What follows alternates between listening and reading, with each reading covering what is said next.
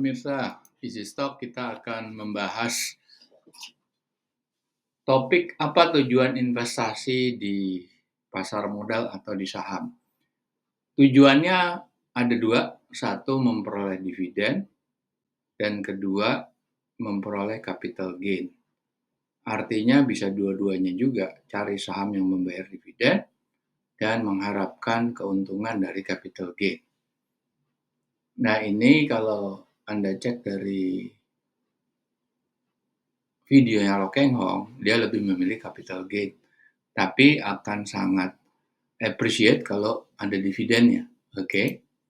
Nah, jenis imbal hasil atau jenis investasi dengan imbal hasil itu return atau kalau di saham itu dividen.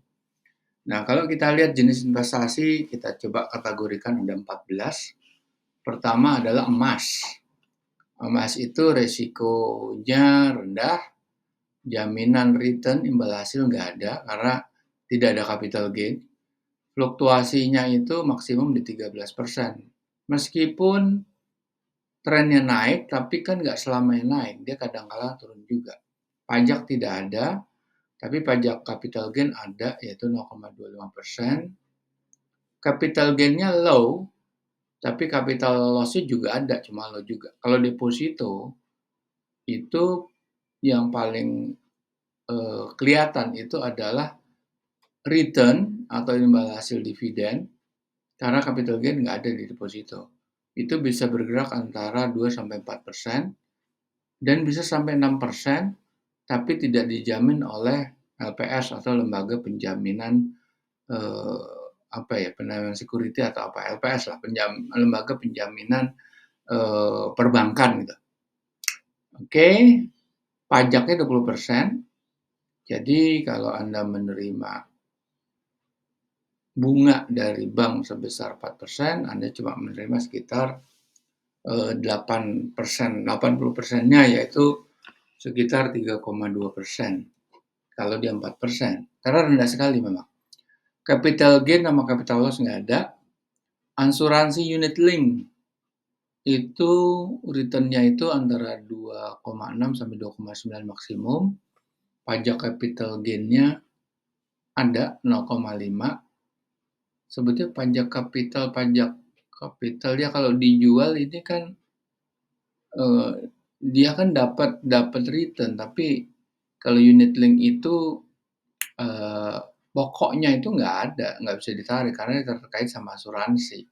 Jadi nggak ada capital gain, nggak ada capital loss, hilang sebetulnya, dia cuma dapat return-nya aja, return-nya juga tergantung berapa lama Anda invest. Kemudian tanah, ada properti rumah petak, ada properti apartemen. Umumnya sama ya, resikonya low, jaminan return-nya nggak ada, tergantung dari lokasi, size, kualitas. Kalau tanah tergantung fluktuasi pasar, pajak imbal hasilnya nggak ada, pajak capital gain-nya 5%. Capital gain-nya itu risikonya atau potensialnya low sampai medium, capital loss-nya very low. Kemudian reksadana, ada reksadana saham, reksadana uang, reksadana pendapatan tetap. Itu biasanya obligasi di situ. Risikonya reksadana saham medium, reksadana uang medium, reksadana pendapatan tetap tuh low. Jaminan return nggak ada, tapi reksadana tetap ada. Jaminannya 7-9%. Reksadana uang itu fluktuatif 4-6%. Reksadana saham jelas nggak ada jaminannya. Capital gain untuk reksadana tetap nggak ada, karena tetap segitu aja, dia makan bunga. Capital gain-nya tetap kalau Anda invest 1 miliar, ya 1 miliar aja. Reksadana uang juga begitu. Nah, kemudian capital loss, itu reksadana saham jelas ada, reksadana uang ada, capital loss-nya ada. Nah, tapi capital gain-nya itu berdasarkan dari imbal hasil dari kenaikan. Capital gain-nya tidak ada, tapi ada loss daripada return. Itu akan makan di pokok investasi Anda gitu. Reksadana tetap itu capital gain-nya nggak ada karena pokoknya tetap sama, Anda cuma mendapatkan bunga. Ini kayak deposito dengan bunga lebih besar. Tapi capital loss-nya ada. Kalau deposito kan nggak ada ya capital loss-nya. Potential capital loss. Kalau ini ada, kalau terjadi sesuatu sama emiten atau bond issuer-nya kan bisa terjadi. Kemudian ada SUN, surat utang negara 10 tahun. Sukuk, yaitu SBSN, surat berharga syariah negara. Yang risikonya rendah. Terus jaminan return ada antara 5-7%. Kalau SUN, kalau SBSN lebih rendah. Tapi downside-nya atau yang minimalnya 6-6,5%. Pajaknya itu lebih besar SUN karena lebih garanted ya. Capital gain nggak ada, pajaknya juga ada, capital gain potensialnya nggak ada, capital loss-nya nggak ada. Obligasi korporasi sebetulnya ini resiko medium high, imbal hasilnya bisa sampai 12%, pajaknya 10%, pajak atas capital gain nggak ada, hanya pajak terhadap bunga atau ya bunga obligasi ya. Capital gain nggak ada, capital loss tuh nggak ada sebetulnya. Tapi kalau terjadi sesuatu dari performance daripada obligasi korporasinya, itu ya mungkin terjadi. Kalau Bitcoin, kripto, itu sangat tinggi resikonya. Jaminan return nggak ada, returnnya itu bisa unlimited. Bisa unlimited capital gain-nya, bisa capital loss-nya unlimited. Maka tidak terbatas. Saham risikonya tinggi, tapi lebih rendah daripada kripto. Jaminan return nggak ada, return dari dividen, yaitu dividen yield tergantung dari harga beli Anda. Capital gain itu juga tergantung dari harga beli Anda. Pajaknya 10% untuk return imbal hasilnya. Kalau pajak capital gain itu kan dari jual beli saham, final. Kalau pajak return kan pajak dividen. Capital gain-nya potensialnya low to high, bisa tinggi ya. Capital loss-nya juga bisa low to high juga atau high sebetulnya. Oke, nah ini kayak gini ya, obligasi korporasi tergantung peringkatnya seperti apa. Kalau obligasi negara triple A, nah itu yang menentukan risiko. Oke, sekarang kita lihat emas, ini banyak yang dipilih oleh para investor konservatif seperti para pensiunan, ibu-ibu, dan lain sebagainya, memang naik trennya. Harga pasar ditentukan, harga pasar dunia. Kita menjual, itu tergantung harga pasar dunia seperti apa. Kalau properti, harga pasar ditentukan penjual. Penjual kita menjual. Kita mau jual sekian persen di atas NJOP, bisa X++ atau X plus atau di X, bisa juga. Nah, kalau lihat dari grafik ini, memang di tahun 2024, 2021 sampai 25, itu grafiknya tuh yang warna pink itu. Dia akan naik di posisi 2024. Akan mulai menggeliat. 2021 sampai 2023 dia turun.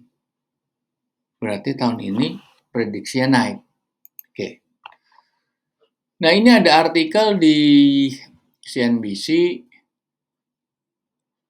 seorang value investor Lo Keng Hong, Anda tahu semuanya, investor paling sukses secara individual ya di Bursa Efek Indonesia. Dia menyatakan bahwa bursa saham Indonesia menawarkan imbal hasil tertinggi di antara bursa saham di dunia, utama di dunia bagi investor jangka panjang. Karena dia sudah membuktikan. Harga pasar di bursa saham ditentukan kesepakatan pembeli dan penjual di bursa. Ada bid dan offer. Oke. Kita sekarang membandingkan dividen saham dengan bunga deposito. Kalau deposito nggak ada capital gain. Ya. Yield dari bunga deposito tertinggi itu 3,75. Kalau Anda tarik, Anda kena pajak 20%. Dan netnya Anda terima 3%.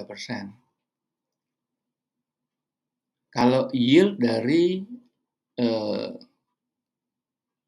ini perbandingan bukan perbandingan dividen saham, tapi dengan yield dari properti dengan deposito.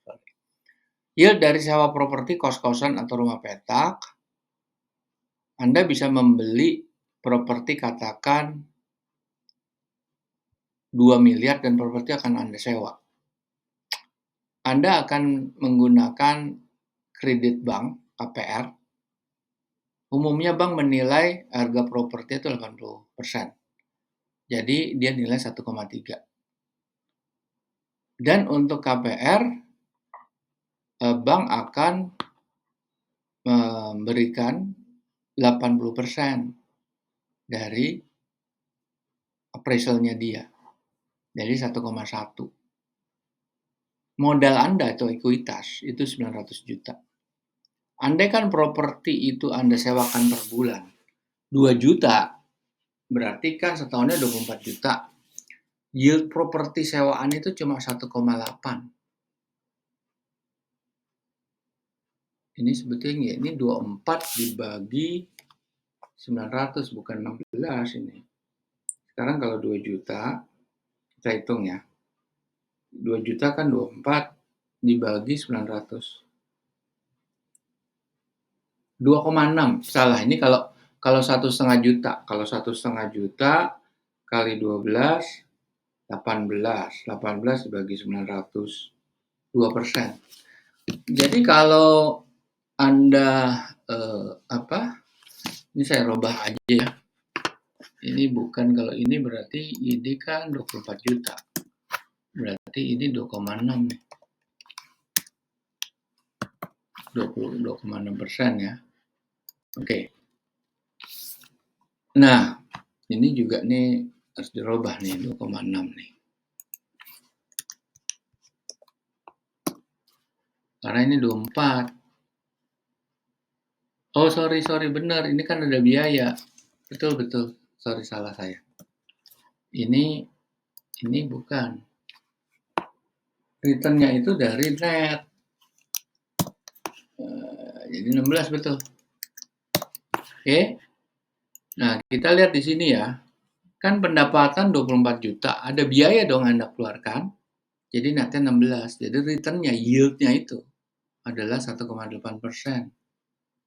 Nah, ini bentuk neracanya. Rental properti 2 miliar. Aset Anda 2 miliar. Pinjaman bank 1,1 dan modal Anda 900. Oke, sekarang perbandingan dividen saham dengan bunga deposito. Tadi jelas sudah bunga deposito tuh cuma netnya Anda terima 3%. Kita ambil contoh sahamnya Pak Lo Keng Hong ya. Itu saham Clippan Finance. Dividen per sahamnya Clippan Finance itu tahun 2022 itu Rp100 per lembar. Pak Lo itu membeli sahamnya Cevin itu di posisi 225 rata-rata ya. Rata-rata dia beli di 225, berarti dividen yieldnya itu adalah 100 karena dividen dibagi harga belinya, jadi 44%. Net yield-nya setelah pajak, kan kalau dia tarik dividen itu, dia kena 20%. jadi 35%. Andaikan Pak Lo itu beli atau Anda beli itu posisi 400, Anda tetap mendapat 300, Anda mendapatkan yield 30%, after tax-nya 24%. Kalau Anda sekarang ya, posisi sekarang ya, ini 475. Katakan Anda beli di 500. Artinya 100 per 500 itu ada 1/20. Anda tetap dapat dividen yield 5% lebih tinggi dari bunga bank. Tetapi hati-hati, ini tidak berlaku kepada saham-saham blue chip, karena saham blue chip itu harganya udah tinggi. Jadi kalau Anda mengharapkan safety investment dari saham blue chip dengan mengandalkan dividen yield, Anda harus menunggu sampai harga itu turun supaya yield Anda tinggi. Karena saham-saham blue chip itu rata-rata membayar dividen yang relatif rutin dan tetap stabil. Kalau naik jarang, tapi kalau stabil setiap tahun bayar dividen, itu saham blue chip itu hampir pasti dia bayar dividen. Oke, sekarang kita lihat dividen yield rankingnya ya. Dari dividen yield ranking dari saham-saham LQ45, kita lihat yang kita blok itu tidak bayar dividen, namanya 0%. Arto, saham jago, Goto tuh kalau nggak salah rugi, Inco juga enggak, Buka enggak, dan kita akan pakai ini ya aplikasi easy stock untuk melihat. Kita mau lihat aplikasi easy stock untuk melihat saham-saham yang tidak bayar dividen. Arto,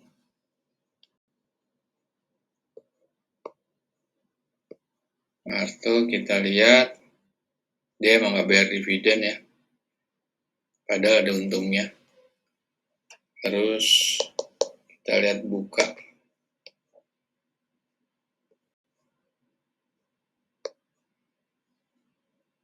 dia net loss ya, jadi nggak bayar dividen. Terus kita lihat Goto, ini laporan Q3 ya masih ya. Goto juga net loss 12,8 triliun, pantas nggak bayar dividen. Inco, kita lihat Inco, dia ada bayar dividen sih, tapi kecil sekali ya, 1,1 sekian. Terus kita lihat MBMA,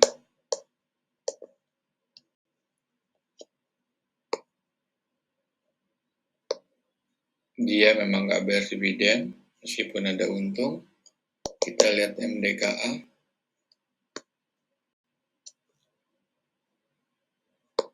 dia nggak bayar dividen, ada profitnya 77 miliar. Terus terakhir PTMP,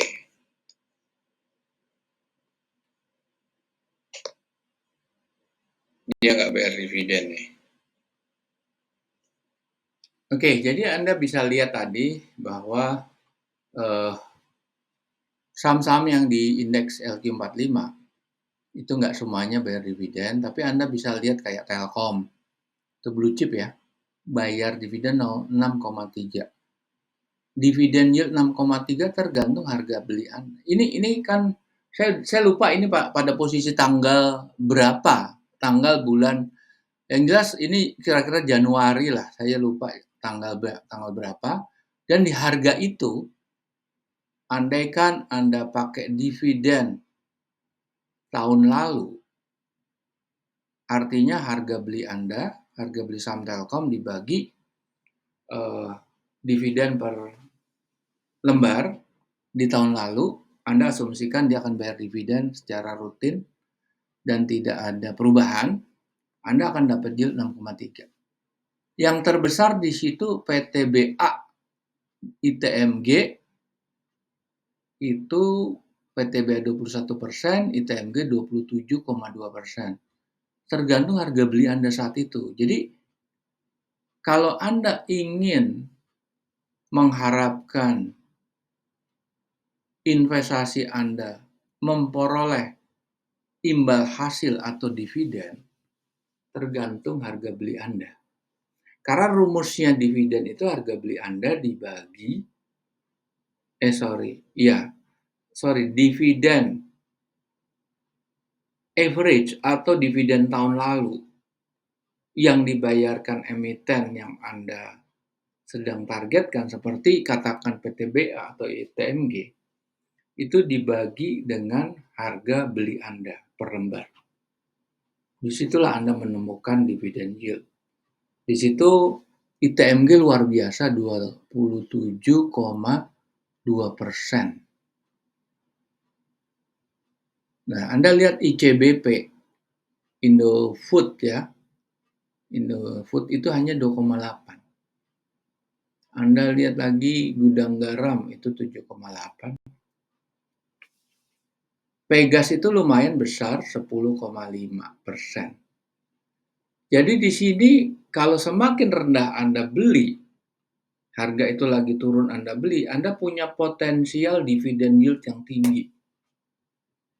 Jadi uang Anda akan Anda simpan dalam waktu jangka panjang dan Anda akan menikmati dividen yield di atas 20% untuk saham-saham seperti PTBA dan ITMG. Ini terlepas dari fluktuasi harga.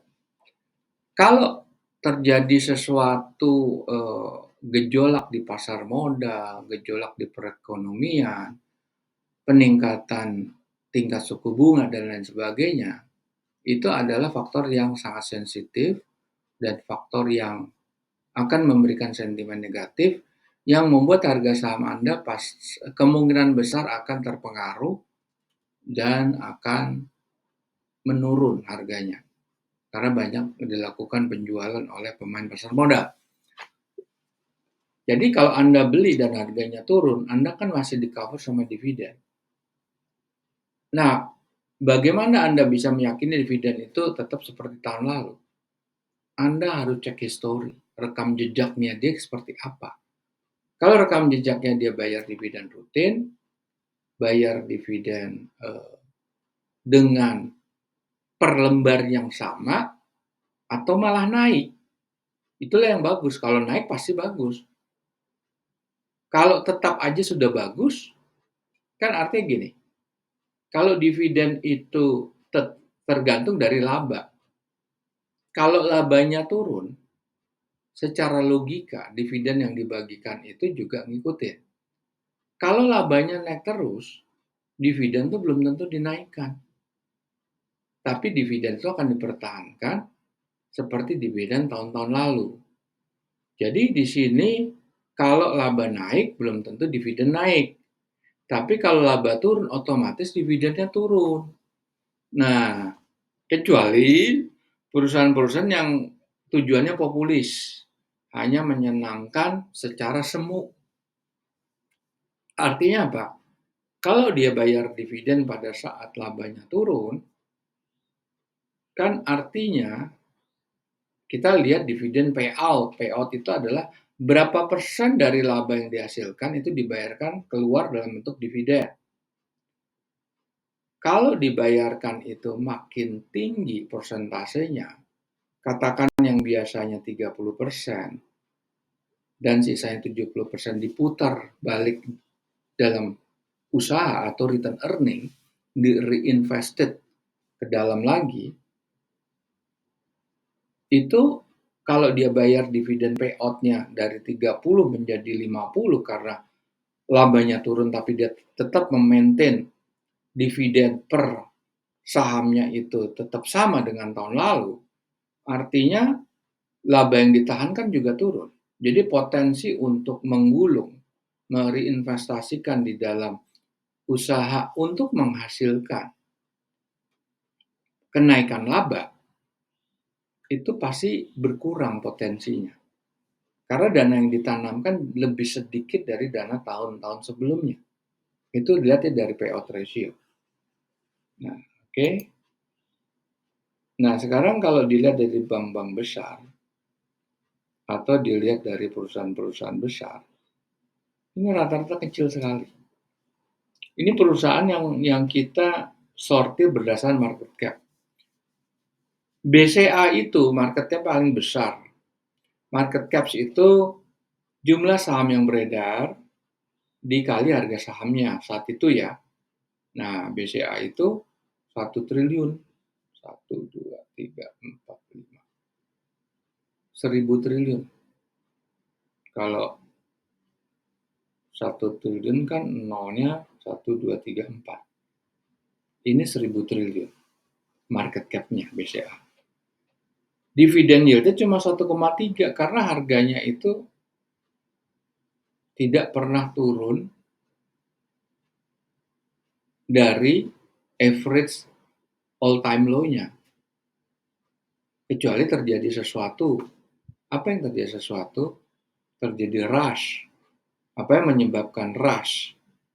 Atau penarikan tabungan secara besar, simpanan secara besar-besaran, itu bisa ada krisis moneter atau apapun lah bentuknya, global crisis dan segala macam. Kalau lihat di situ yang terbesar tuh adalah Telkom dengan market cap-nya di bawah 400 triliun. 400 triliun ya. AMSP lumayan besar 0,4. Kita lihat dengan isi stok saham-saham itu. Ya, kita mau pakai aplikasi isi stok, kita klik bendera Indonesia. Kita pakai menu premium best selection. Kita lihat dividen. Untuk apa ya, perusahaan financial aja lah. Financial perbankan. Banknya very big bank ya. Kita lihat. Nih.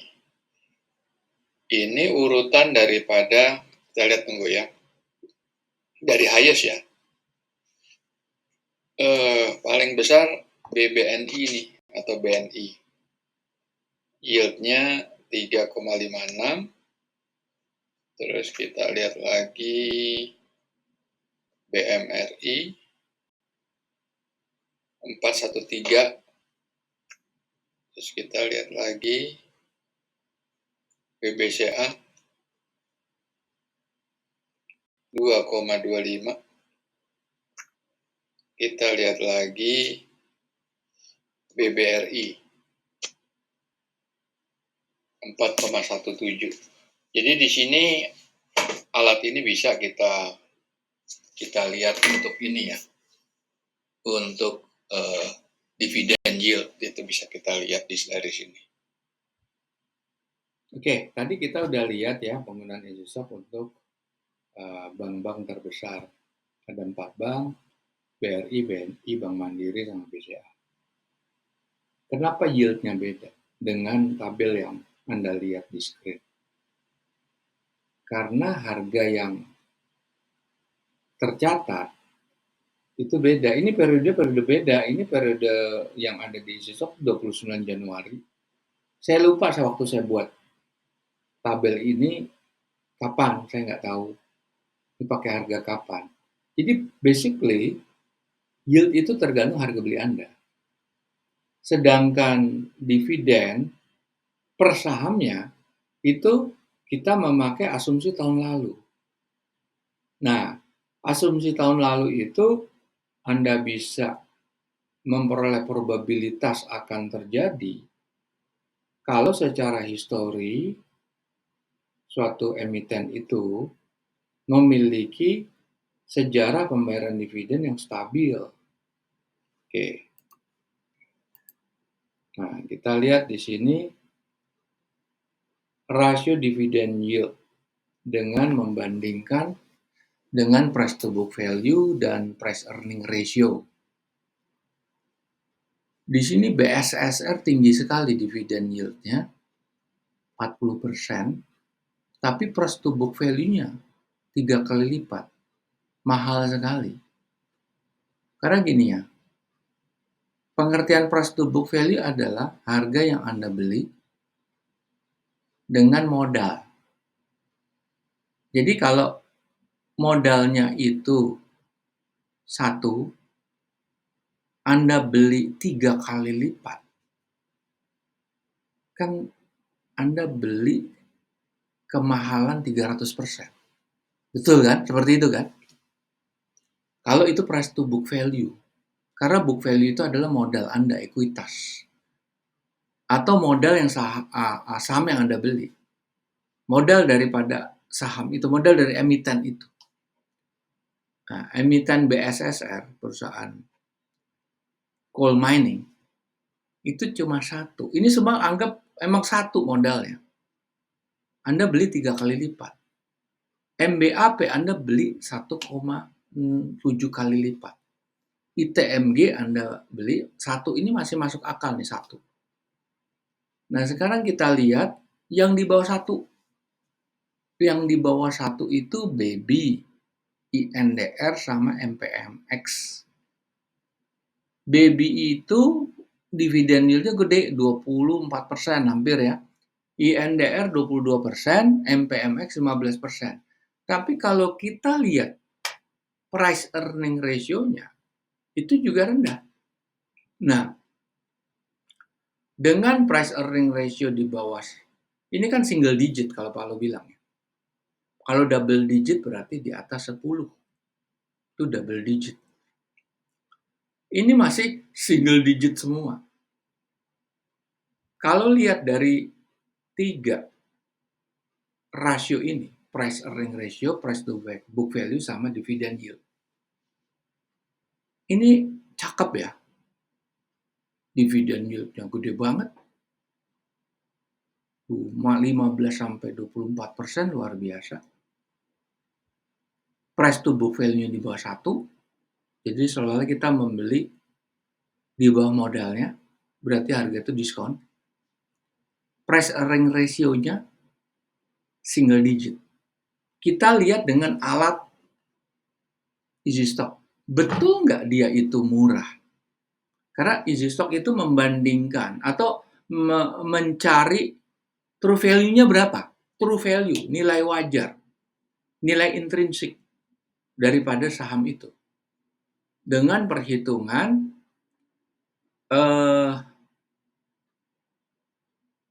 net present value atau discounted cash flow. Discounted cash flow plus, karena rumus discounted cash flow itu hanya memperhatikan rugi laba dan cash flow statement. Sedangkan yang digunakan easy stock ini adalah discounted cash flow plus neraca akan diperhitungkan jumlah hutang dibandingkan dengan aset bersih Anda, aset lancar ya, yang liquid. Kalau di aset lancar itu ada yang tidak harus dikeluarkan, yang tidak liquid ya. Artinya itu aset-aset yang tidak atau akun-akun di dalam aktiva lancar yang hanya sebagai catatan akuntansi yang tidak terkait kepada real cash flow-nya. Oke, kita akan pakai easy stock akan seperti apa nih? Kita akan pakai aplikasi easy stock untuk melihat di daftar yang ada di screen kan, yang punya PBV yang masuk sasarannya, targetnya Pak Lo itu kan yang di bawah 0,6 lah.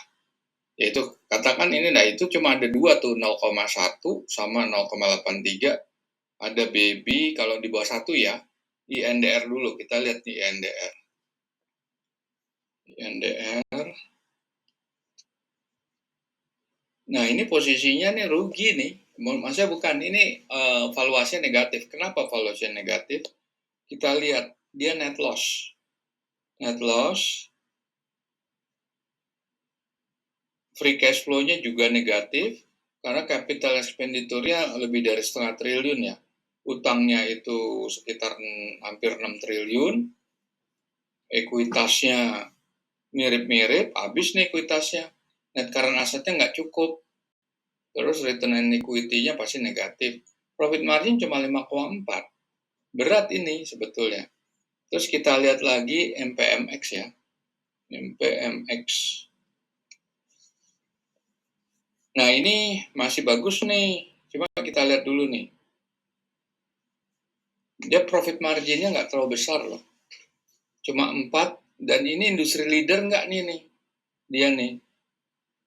Market cap-nya bagus ya 4,7 triliun. Working capital-nya ya di atas 1, bagus. Nah, tergantung ini market leader apa enggak. Terus ada lagi Baby ya. Baby bagus. Tapi kita lihat nih. Dia ada upside. Dia kecil nih market cap-nya. Dia net income-nya negatif ya. Ini perusahaan kecil nih. Profit margin-nya nggak sampai 3%. Belum tentu dipilih ini. Meskipun yield-nya besar. Oke? Jadi Anda udah lihat tadi ulasan, ini ada perbandingan 3 rasio. Anda bisa terjebak di sini.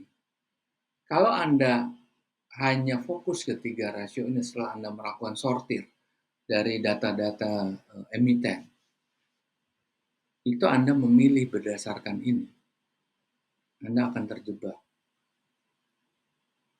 Anda boleh cek ini, Anda pelajaran, Anda browsing ya. Ada nggak Pak Lo ini membeli 3 saham ini? Nggak ada.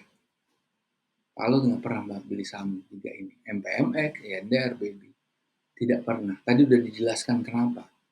Market size-nya kecil, marginnya kecil, dia industri leader atau tidak.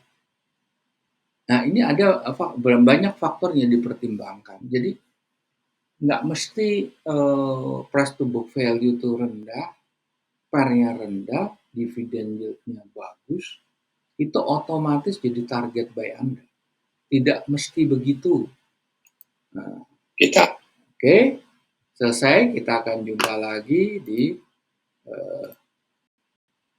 acara-acara berikutnya. Terima kasih.